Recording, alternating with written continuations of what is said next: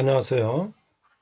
백목사의 세상 읽기. 이번 시간에는 자녀를 둔 부모라면 꼭 읽어야 할 만화 동성애자의 양심 고백에 대해서 알아보도록 하겠습니다. 인터넷을 보면 어느 동성애자의 양심 고백, 그래서 김정현이라는 가명이 되겠죠. 이름으로 동성애자여서 커밍아웃해서 그 고백을 한 것을 인터넷에 글로도 있고요. 지금 윤서인 그림으로 이것이 이제 만화로 제작이 돼서 무료 출판을 해가지고 군대라든지 청년들에게 보급하는 만화가 있습니다. 인터넷으로도 올라가 있으니까 한번 보시기 바랍니다. 자, 이거는 이제 마지막 부분인데요. 정리입니다. 최근 대한민국은 동성애자들의 권리를 주장하는 운동이 곳곳에서 벌어지고 있습니다. 그런데 이 운동을 가만히 보면 진짜 동성애자들의 현실은 말하지 않고 아름다운 사랑과 인간적인 권리만을 부르짖고 있습니다. 그래서 일반인들은 동성애의 진실에 대해 모른 채 감상에 젖어 있습니다. 반대하는 사람들 너무 싫다. 사람이 사람을 좋아하는 걸 왜 막는 거야? 아름다운 동성애자들의 러브스토리가 청소년들의 심금을 울리고 감성을 자극하는 현실. 저도 동성애자 시절엔 주변 사람들에게 오직 동성애만의 아름다운 측면만을 말하곤 했어요. 저도 동성애를 나쁘게 볼 수 있는 식성이나 질병에 대해서는 언급을 피했습니다. 말하더라도 아주 줄여서 말하거나 이성애자들이랑 비슷한 수준이라고 안심시켰죠. 그 결과 이성애자들은 동성애자들이 입에 달고 사는 단어도 전혀 모릅니다. 식성? 뭐 먹고 싶다고? 찜방? 찜질방?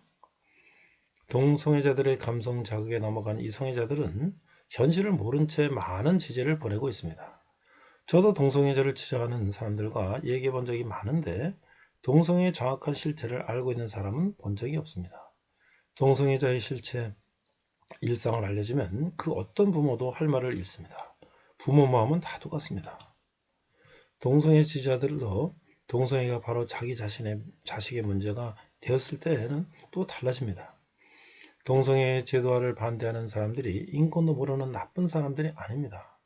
사람을 사랑하고 아이들의 미래를 걱정하기에 동성애를 우려하는 것입니다. 동성애자들의 인권도 당연히 존중되어야 합니다. 하지만 그와 동시에 동성애가 결코 보편적으로 권장되어서는 안 된다고 생각합니다. 제가 그 과정을 모두 경험했기에 이렇게 자신있게 말씀드립니다. 동성애를 국가가 보호한다는 것은 동성애로 야기되는 질병과 부작용들을 보호하는 것이나 마찬가지입니다. 국가가 나서서 동성애의 문제점을 입도 뻥끗 못하게 막고 나아가 동성애자들의 치료마저 차단하는 반인권적인 행위를 해서는 안 됩니다. 지금 이렇게 나서서 강연하는 것도 만화로 책을 내는 것도 많은 용기를 필요로 했습니다. 제 블로그를 본 몇몇이 그러더군요. 많은 동성애자들의 인생이 달린 문제다. 그렇게 함부로 말하지 말라.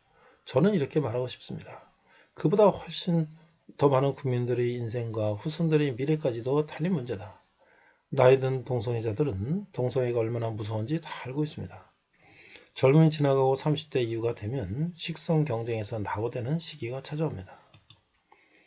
나이 든 동성애자들 중에 동성애에 빠진 걸 후회하지 않는 사람은 별로 못 봤습니다. 주말마다 찐방을 헤매고 동성애 어플을 뒤척거리고 항문질환, 성병의 고통과 에이즈의 공포를 끼고 살아온 젊은 시절을 후회하지 않는 동성애자는 거의 없습니다. 에이즈로 생을 마감하는 동성애자들을 곁에서 지켜보면 동성애를 권장하거나 법으로 보호하는 일이 얼마나 잔혹한 일인지 알게 됩니다. 젊어서 동성애를 쫓다가 가정도 자녀도 없이 쓸쓸하게 가는 동성애자들을 보면 마음이 너무 아픕니다. 이것은 결코 인권이 아닙니다. 그 누구도 공동체에 피해를 끼칠 자유를 누릴 수는 없습니다. 동성애자 결혼, 이성애자의 똑같은 법적 권리 보장, 입양인 등의 허용에 앞서서 동성애의 정확한 실태와 현실 파악이 우선입니다. 동성애의 실상을 바라보는 게 진정한 인권입니다. 동성애에 빠지지 않도록 도와주고 동성애자들을 잘 치료해서 건강한 삶을 살 수 있도록 만들어주는 게 인권입니다. 국민들에게 동성애의 실태를 알려주고 정확한 판단을 할 수 있도록 만들어줘야 합니다. 사람을 사랑하고 미래를 생각한다면 반드시 해야 할 일입니다. 동성애에 관련된 모든 것들이 법적, 제도적으로 허용되고 이에 대한 정당한 문제 제기마저 차별금지라는 이름으로 입막음이 되어버린다면 이것이야말로 국가의 큰 재앙입니다. 대한민국마저 동성애 법제화로 몸살을 앓고 있는 몇몇 서구나라를 따라갈 이유가 전혀 없습니다. 우리 후손에게 부끄러운 선택을 하지 맙시다. 여기는 많은 사람들이 살아가야 할 소중한 땅입니다. 자, 여기 이제 동성애는 결코 유전이 아닙니다.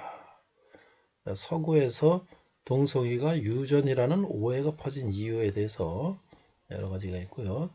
또 동성애는 전염됩니다. 14살에서 18살 청소년기에 도시에서 자란 경우에는 동성애 빈도가 높고 시골에서 자랄 땐 낮다. 여기 이런 정보들이 있습니다. 한번 변실금, 동성애 폐해, 동성애는 에이즈를 전파하는 위험 행동, 에이즈 치료병 100%를 지원하는데 국민에게 세금 폭탄이 될 수 있다.